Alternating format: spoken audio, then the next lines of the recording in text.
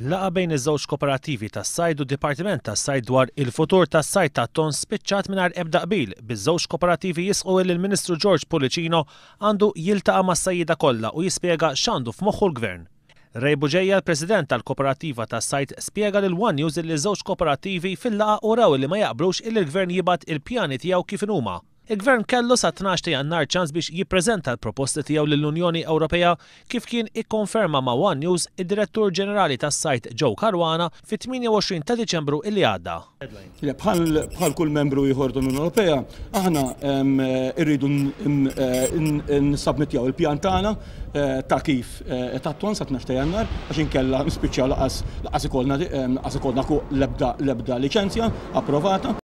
Flaqa matul il-jum tal-erba' illi kienet immexxija mill-Ministru George Policino, Ray Buġejja jgħid li l-kooperattivi stennew l-evalwazzjoni min-naħa tal-Gvern tal-proposti tagħhom kif imwiegħed lilhom wara l-protesta illi għamlu fil-belt.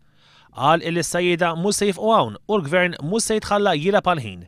Huma jridu li l-Gvern mill-paroli jgħaddi għall-fatti. Minkejja l-wiegħda ta' konsultazzjoni, is-sajjieda fil-laqgħa ta' 28 ta' Diċembru kienu ġew magħrufa li l-Gvern kien diġà ħad deċiżjoni illi se jonqsu bin-nofs in-numru tal-liċenzji tas-sajd tat-ton. Apparti it-tnaqqis fil-flotta għat-ton, is-sajjieda qegħdin ikunu medda b'ħafna multi.